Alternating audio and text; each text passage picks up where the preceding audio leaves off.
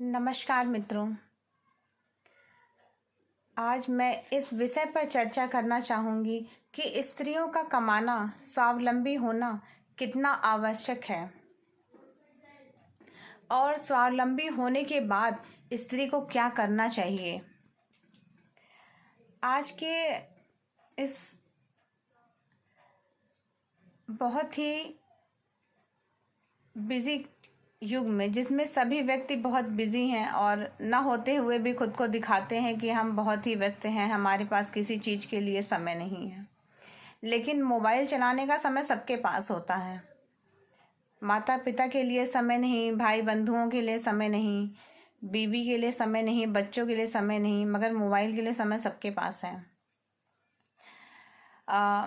इन्हीं बातों के साथ मैं अपनी बात यहाँ से प्रारंभ करना चाहूँगी कि स्त्री यदि कमाती है और उसे अपने पैसे का मैनेजमेंट नहीं आता है तो यह बहुत ही दुखदाई व पीड़ादायी विषय है, क्योंकि उसने कमाना तो सीख लिया, वह स्वावलंबी तो हो गई, लेकिन उसके पैसों का मैनेजमेंट कोई और देख रहा है और उस पर आधिपत्य जमाकर कोई और बैठा है।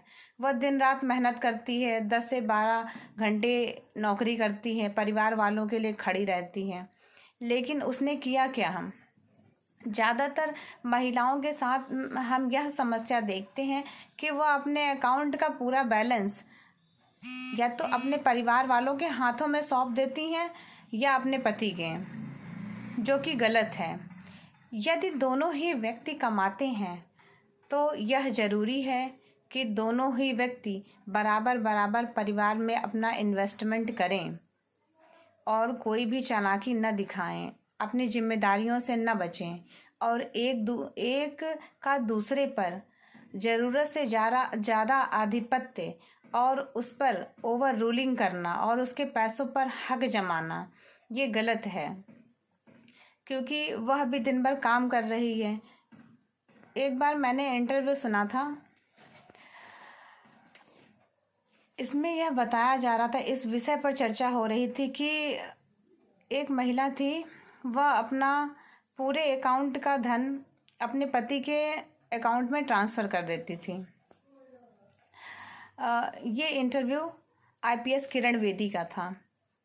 उन्होंने बताया कि जब मैंने पूछा उससे कि तुम ऐसा क्यों करती हो, तो वो कहती मुझे पैसों की ज़रूरत ही नहीं, बस से आने जाने के लिए किराए की ज़रूरत होती है, उतना अमाउंट मेरे पति मेरे अकाउंट में ट्रांसफ़र कर देते हैं।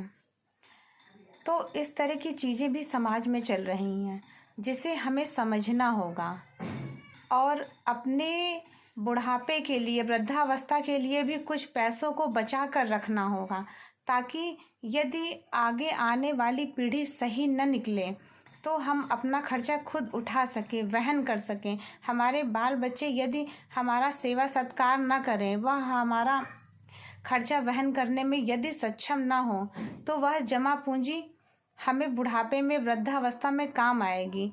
और यदि आपके पास वास्तव में कुछ थोड़ी बहुत जमा पूंजी है तो ही इस भौतिक संसार में बाल बच्चे आपकी सेवा सत्कार करते हैं।